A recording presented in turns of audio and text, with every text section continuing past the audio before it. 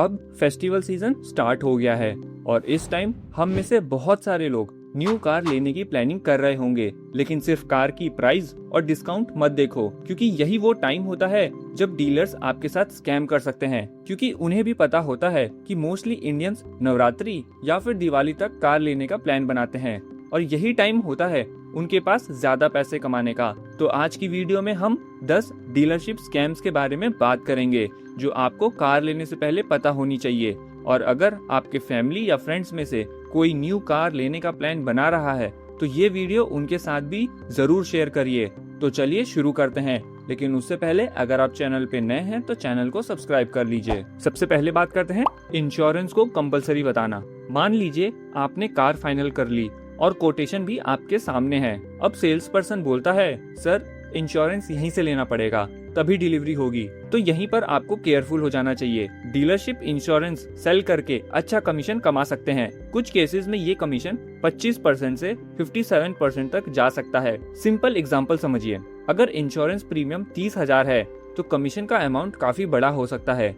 इसी वजह से सेल्स पर्सन आपको शोरूम की इंश्योरेंस पॉलिसी लेने के लिए पुश कर सकते हैं और बायर्स को लग सकता है कि कार लेनी है तो इंश्योरेंस भी यहीं से लेना पड़ेगा, लेकिन आपको इंश्योरेंस कंपेयर करने का ऑप्शन रखना चाहिए। इसलिए शोरूम की पॉलिसी और बाहर की पॉलिसी का प्रीमियम और कवरेज कंपेयर करो। अगर बाहर सेम कवरेज सस्ते में मिल रहा है तो अननेसेसरी एक्स्ट्रा पेमेंट मत करो। सेकंड है एसेसरीज का छोटा पैकेज, बड़ा बिल। अब दूसरा ट्रैप थोड़ा ट्रिकी है। सेल्स पर्सन बोलेगा, sir seat cover, coating, mud flap और ये एसेसरीज भी लगवा लीजिए। प्रॉब्लम तब होती है जब शोरूम वही एसेसरीज मार्केट प्राइस से काफी ज्यादा में सेल करे। सिंपल एग्जांपल में समझिए, अगर कोई सीट कवर बाहर 1000 रुपए में मिल रहा है और शोरूम उसका 4000 चार्ज कर रहा है तो सिर्फ एसेसरीज के नाम पर 3000 एक्स्ट्रा दे रहे हो। टेफ्लॉन कोटिंग में भी अगर मटेरियल कॉस्ट रिलेटिवली लो है लेकिन शोरूम उसके 3 से 4000 चार्ज कर रहा है तो प्राइस कंपेयर करना इम्पोर्टेंट हो जाता है। इसलिए सेल्स पर्सन से सीधा पूछो,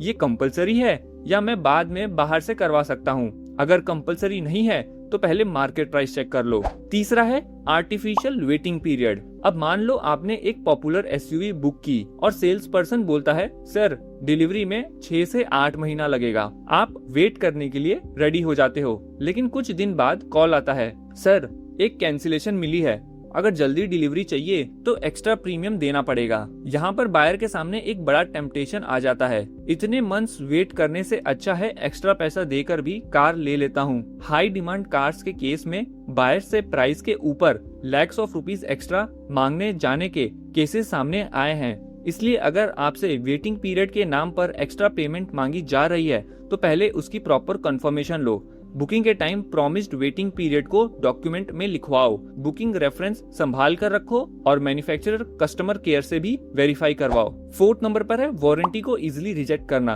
अब कार खरीदने के बाद का गेम स्टार्ट होता है। आपकी न्यू कार में प्रॉब्लम आ गई, आप सर्विस सेंटर जाते हो और एडवाइजर बोलता है, सर ये वारंटी में नहीं आएगा। प्रॉब्लम यह है कि बायर्स अक्सर रीजन पूछे बिना ही वापस आ जाता है। ऐसा मत करो, सीधा पूछो, वारंटी में क्यों नहीं आएगा, प्लीज मुझे रिटर्न रीजन दीजिए। अगर रीजन वियर एंड टीयर है तो पूछो कि कौन सा पार्ट वियर एंड टीयर में आता है। अगर मैन्युफैक्चरिंग डिफेक्ट नहीं माना जा रहा तो उसका डायग्नोसिस मांगो। और अगर आप आउटसाइड सर्विस करवाते हो तो ये एज्यूम मत करो कि हर सिचुएशन में वारंटी ऑटोमेटिकली खत्म हो गई। स्पेसिफिक प्रॉब्लम और आउटसाइड रिपेयर के बीच कनेक्शन क्या है ये इम्पोर्टेंट हो सकता है। इसलिए वर्बल आंसर पर डिपेंड मत करो, रिटर्न डायग्नोसिस और वारंटी टर्म्स चेक करो। 5th है बिना जरूरत पार्ट्स चेंज करना। आप कार नॉर्मल सर्विस के लिए देते हो और शाम को बिल आता है, ब्रेक पैड, फिल्टर, वाइपर और दूसरे पार्ट रिप्लेस करना है। बिल देखकर आप सोचोगे मैंने तो सिर्फ नॉर्मल सर्विस करवाई थी। इसलिए अगर कोई एक्सपेंसिव पार्ट रिप्लेस करने को बोला जा रहा है तो पहले पूछो, ओल्ड पार्ट दिखा सकते हो। अगर ब्रेक पैड रिप्लेस हो रहा है तो ओल्ड ब्रेक पैड देखो, फिल्टर रिप्लेस हो रहा है तो पुराना फिल्टर मांगो और अगर पॉसिबल हो सर्विस से पहले इम्पोर्टेंट पार्ट्स की फोटो या मार्किंग ले लो। सिंपल लॉजिक है, जो पार्ट चेंज हुआ है उसका ओल्ड पार्ट आपको दिखाया जा सकता है। 6th है इंजन ऑयल में डेंजरस गेम। अब बात सिर्फ एक्स्ट्रा पैसा की नहीं, कार के इंजन की भी है। एक केस में यूज्ड इंजन ऑयल को प्रोसेस करके न्यू जैसा दिखाने और रिप्यूटेड ब्रांड के कंटेनर में पैक करके सेल करने का मामला सामने आया था। इसमें पुलिस एक्शन भी हुआ था, लेकिन इसका मतलब ये नहीं हर सर्विस सेंटर ऐसा करता है। आपके लिए प्रैक्टिकल चेक सिंपल है। ऑयल का कंटेनर सील्ड होना चाहिए, ब्रांड, ऑयल ग्रेड और बैच डिटेल चेक करो। अगर पैकेजिंग सस्पिशियस लगे या सील ऑलरेडी ब्रोकन हो तो क्वेश्चन करो। और सर्विस के बाद इंजन की आवाज, परफॉर्मेंस या माइलेज में अनयूजुअल चेंज आए तो इग्नोर मत करना। 7th है हैंडलिंग और लॉजिस्टिक चार्जेस। अब फाइनल इनवॉइस आता है और उसमें एक एक्स्ट्रा लाइन दिखती है, हैंडलिंग चार्जेस या लॉजिस्टिक चार्ज।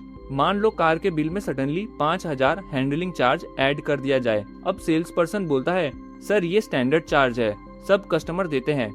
यहाँ ब्लाइंडली पेमेंट मत करना, सीधा पूछो ये 5000 किस सर्विस के लिए है और इसका कैलकुलेशन कैसे हुआ। अगर चार्ज का प्रॉपर एक्सप्लेनेशन नहीं मिल रहा तो रिटर्न ब्रेकअप मांगो। फाइनल इनवॉइस को लाइन बाय लाइन चेक करना इम्पोर्टेंट है, क्योंकि छोटी सी एक्स्ट्रा लाइन भी आपके बिल को थाउजेंड्स ऑफ रुपीज से बढ़ा सकती है। 8th है लोन इंटरेस्ट में हिडन मार्कअप। अब आता है वो पॉइंट जो आपकी हर ईएमआई को अफेक्ट कर सकता है। मान लो डीलरशिप आपको बोलता है कि कार लोन का इंटरेस्ट रेट 10.5% है, लेकिन बैंक से डायरेक्टली चेक करने पर पता चलता है कि सेम लोन 8.5% पर मिल सकता था, यानी 2% का डिफरेंस। अगर लोन अमाउंट 8 लाख है और टेन्योर 5 साल का है तो ये डिफरेंस आपकी टोटल रीपेमेंट को सिग्निफिकेंटली इंक्रीज कर सकता है। इसलिए डीलरशिप का लोन ऑफर फाइनल करने से पहले बैंक से डायरेक्टली कोटेशन या सैंक्शन टर्म्स लो। सिर्फ इंटरेस्ट रेट मत देखो, प्रोसेसिंग फीस, इंश्योरेंस और दूसरे चार्जेस भी कंपेयर करो, क्योंकि जो लोन शोरूम से इजिली मिल रहा है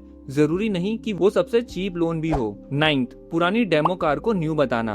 अब इमेजिन करो आप शोरूम में न्यू कार लेने जाते हो। कार क्लीन है, शाइनी है और देखने में बिल्कुल ब्रांड न्यू लग रही है, लेकिन हो सकता है वो कार पहले टेस्ट ड्राइव या डेमो व्हीकल के तौर पर यूज हुई हो। प्रॉब्लम तब होगी अगर उस व्हीकल की हिस्ट्री हिडन करके उसे नॉर्मल न्यू कार की तरह सेल किया जाए। इसलिए डिलीवरी से पहले पीडीआई जरूर करो, ओडोमीटर रीडिंग चेक करो, बॉडी पैनल इंस्पेक्ट करो और व्हीकल की रजिस्ट्रेशन हिस्ट्री वेरीफाई करो। अगर कार पहले डीलरशिप के नाम पर रजिस्टर्ड थी तो ये इम्पोर्टेंट रेड फ्लैग हो सकता है। और अगर ओडोमीटर रीडिंग यूजुअली हाई है, मान लो 100 किलोमीटर से ज्यादा, तो सेल्स पर्सन से रीजन जरूर पूछो। न्यू कार के पैसे देखकर डेमो कार लेना ऑब्वियसली अवॉइड करना चाहिए। 10th है मैन्युफैक्चरिंग ईयर इग्नोर करना। और लास्ट पॉइंट, डिलीवरी के टाइम बहुत सारे बायर मिस कर देते हैं। मान लो कार अक्टूबर 2025 में मैन्युफैक्चर हुई थी, लेकिन आपने उसे सितंबर 2026 में परचेज किया। कार टेक्निकली न्यू है, लेकिन मैन्युफैक्चरिंग ईयर 2025 का है। अब कुछ साल बाद जब आप कार सेल करोगे, बायर मैन्युफैक्चरिंग ईयर भी देखेगा। एग्जाम्पल के लिए, अगर आपकी कार 2025 मैन्युफैक्चर है और आप उसे 2030 में सेल कर रहे हो, तो बायर उसकी एज मैन्युफैक्चरिंग ईयर से कैलकुलेट करेगा। इसलिए डिलीवरी से पहले विन चेक करो और मैन्युफैक्चरिंग मंथ और ईयर वेरीफाई करो। अगर कार प्रीवियस ईयर स्टॉक की है तो करंट ईयर स्टॉक के कंपैरिजन में बेटर डिस्काउंट नेगोशिएट करना लॉजिकल है। तो दोस्तों, कार खरीदने के टाइम सिर्फ प्राइस, डिस्काउंट और ईएमआई मत देखो।